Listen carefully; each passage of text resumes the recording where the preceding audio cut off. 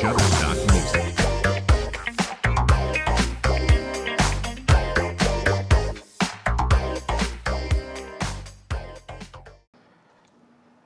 Hey everybody, I'm Barry, I'm Cassandra. and welcome to T Squared. Truth and transparency. Man, this is our first show, baby.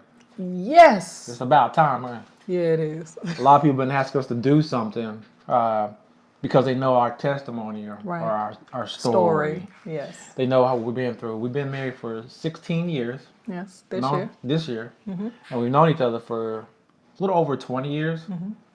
And during that 16 years of marriage, we've seen it just about all, from blended family, financial difficulties, Right. infidelity, Yes. divorce, Yes. and remarriage. Restoration. So, yeah, restoration. She wants to call it restoration. I just say getting back together. Reunited. Okay. All right. Anyway, I messed you up. nah, you didn't mess me up. I was just saying, why is she trying to sing? But that's, that's part of being married. You take the good with the bad. Oh, well. Nah, I'm just kidding, yeah. I I love know my I can't wife's sing. voice. And she knows she can't sing, but I'll let her do it. Or I like for her to do it because it means she's expressing how she feels. So that's important. And that's one of those things that you have to understand in marriage. You gotta let the other one express themselves.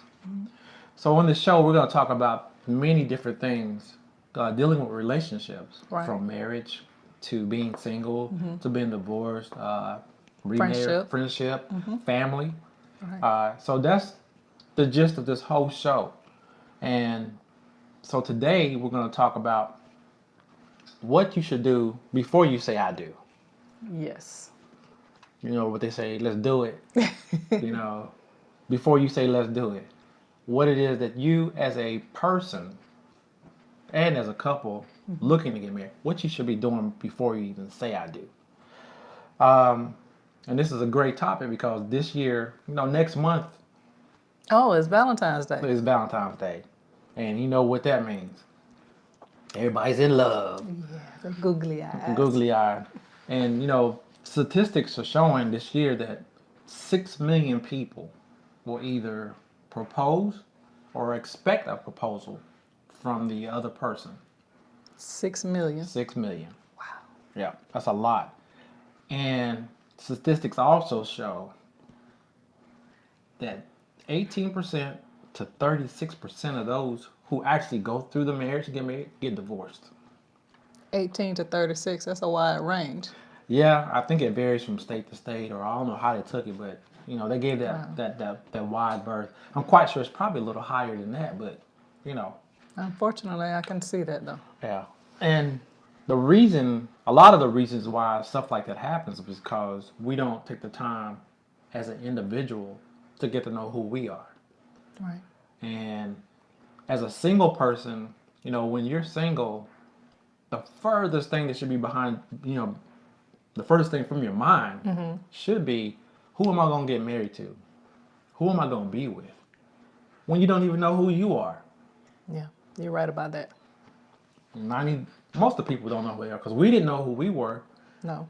as individuals. I mean, we knew what we thought we knew.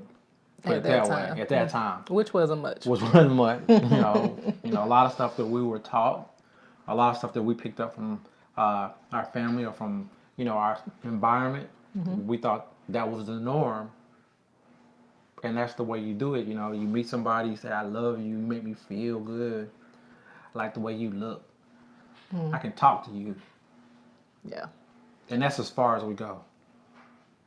And then what happened? I think he the one. Right. Mom, I found the one. And your Girl, mama. he, What's your girl, mama he say? is. My mama? My mama told me I need to go sit down somewhere. But what'd you do? I was rebellious because I thought I knew better. Right. Because I was going by my feelings, my Right. emotions. All right. And that's what we do. We go by our feelings and our emotions. And we're just here on the show to really speak truth about what the norm is and what really is what you should be doing. True. So with us, we decided, when we first, met, you know, my eyes saw her, and I was like, oh, okay, she cool. Yeah, I like her. I could talk to her. She funny. And she seemed to be somebody that had their stuff together. So I was like, okay, I'll talk to her. She light skin. I like light skin. And she said He got a nice butt. that was the extent of what she was looking for. Yes. So I wasn't in a relationship, but I came around the corner and I was like, dang, okay. Looks are always deceiving. So, we did, we talked to each other for a while. We didn't really get to know each other. We got the surface, I think we were cool. We were so-called friends. Yeah, when we were friends, everything was fine. Yeah. We were more honest with each other then Right. than any other time. And we were. But then for some reason, we veered to the left and said, oh, let's get married. But we didn't understand that I had stuff that I needed to address within myself. And you had stuff that you need to address within yourself. And that's where it comes into being single.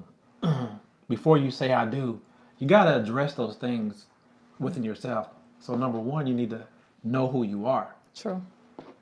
I mean, that's just something that needs to happen. I mean, regardless, you got to be able to be honest with yourself and look at yourself in the mirror and say, hey, who am I? What am I doing here? I mean, what's my purpose on this earth? What am I supposed to be doing? And then once you find out what that is, you start working in that. I mean, as an individual, you find out what you like and what you dislike. You find out where you're lacking in patience. A lot of times we find out that what we thought that we could live with in a person is something that we really can't. Because if you know yourself, you ask yourself honestly, is this thing that's bothering me with this person, or I think it's cute now, is it something that I can live with for the rest of my life if they never change? Yep. And you can only do that if you're being honest with yourself. So after knowing yourself, then you have to be passionate about whatever journey that you're on in your life. You said purpose. So whether it's a charity, whether it's giving of yourself through volunteer work, anything of that nature, how are you enhancing somebody else's life? Right. So you have to be on the path that you want to be on, whether it's a particular career, a business that you've established. You have to be doing that because that goes hand in hand with knowing yourself. Because if you're not active and actually doing something with your life, then how are you to really know who you are and what you like and what you dislike? Yeah. Excuse me, I'm sorry. Now, I agree with that. I took an example or came up with an example on my own of how that relates to things. So like, say I'm interested, I do construction. Okay. I build houses. From the giddy up, I learned how to build a house. I learned all the intricacies of how to build a house. I started to work for somebody so I could get experience on how building houses. But while I'm working on that, I'm also working on what I want to do, is build my own line of houses. So I start to develop my own line of houses. People start to want them.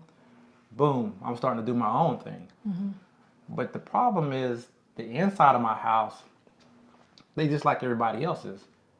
But then I meet you. Let's say you're an interior designer and you're great at it. That's what you love to do. And you do very well at it.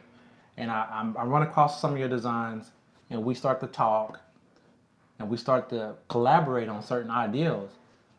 And then we develop a friendship and then we develop a relationship. And then we start to say, okay, well, you build great houses and I do great designs.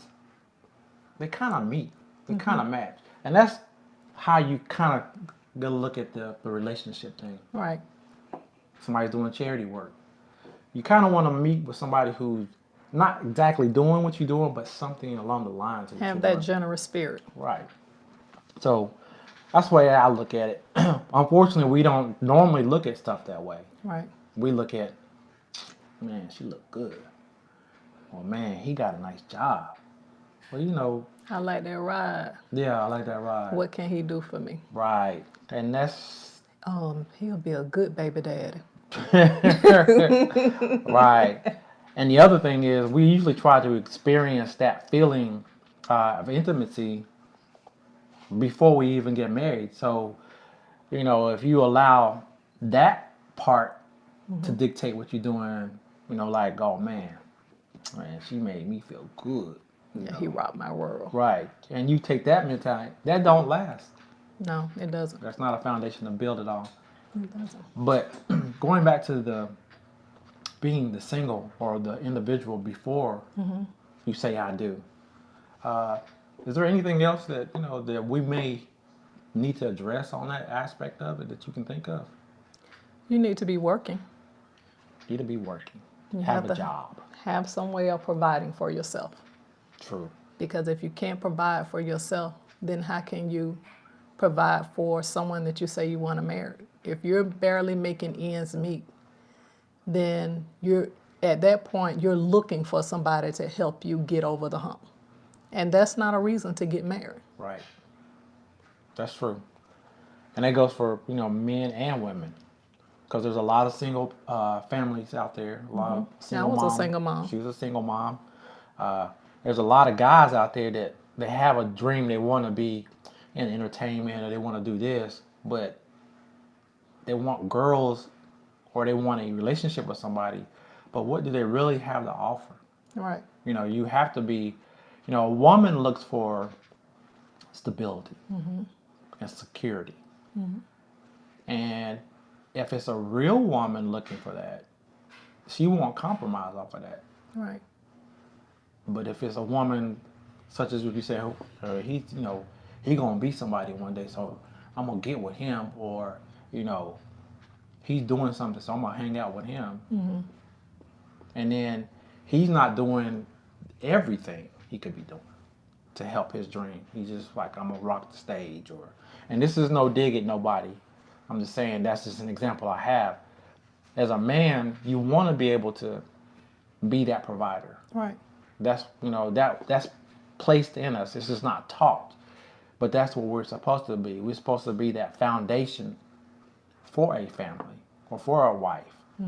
Everybody talks about the man being the head, but actually the foundation that builds up on it. If the foundation is rocky, the relationship's gonna be rocky, and that's where it goes into knowing who you are as a man and knowing who you are as a woman. So, it's just one of those things, man.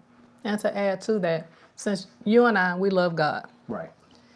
And as an individual, if God is already your foundation, then the person who you're looking to become your mate, your spouse, they add to that foundation.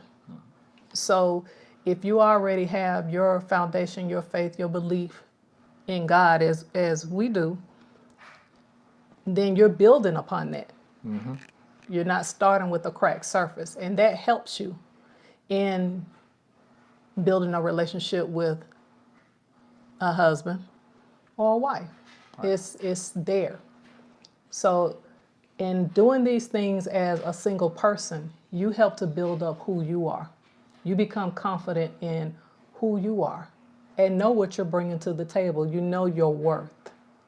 And I don't mean, I can do this by myself. And that was part of my problem. I had an independent spirit, which means I don't need you. I got this. I was doing this before I met you. I keep doing it after you walk out the door. And I found that was hard and that was wrong. Because one thing that a man does look for, he wants to be needed.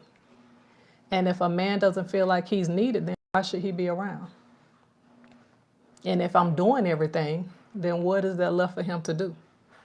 If I have the car, the house, I have my own job, I'm making money, I'm doing everything, and he's coming with something too. But if I'm telling him, okay, I need you to be my husband, and I tell him, oh, I got this, I got that, I don't need that, but what is there for a man to do? What role is he supposed to play? Right. Ain't nothing for us to do. Why am I even here? Makes a lot of sense. So I had it titled on my own, husband. Husband, yeah. So, I guess in a nutshell, before you decide to get into a relationship, before you start to say, I love you, and before you even think about, I'm going to get with this person and I want to marry them, the first thing you really should do is know who you are. Yes. Establish yourself and yourself. Being able to communicate with yourself truthfully and be honest about things within yourself or who you are. That's the number one key. Number two, know what your purpose is. Know what you want to do. And be walking it out. Yeah, walk it out. I'm sorry. Walk it out and plan your life out. If you make a plan, that plan will it will keep you from making the wrong decisions, but it also keep you in line with what you want to do. Right. And that's one of those things that we never taught. And while you're doing that, work in that. If you want to be a carpenter, if you want to be an architect, if you want to be, a real estate agent, whatever it is that's inside of you that you feel is your purpose, walk in that. Design your life out of that. Because when you start doing that, that attracts the person that you're looking for. Well, that attracts the person that in the future you'll be associated with or going to have a relationship with. Right. And that's just, one of those things. So, just be encouraged out there. If you're single, and you're like, my life is like, what am I going to do? I need a husband. Or I need a wife or whatever it is. Right. Before you even go any further, take a step back and look at yourself and ask yourself, do I know who I am? Am I doing what I'm supposed to be doing, what I feel I want to do? Will I be able to accept? Because the one thing that people do get messed up on is the term love.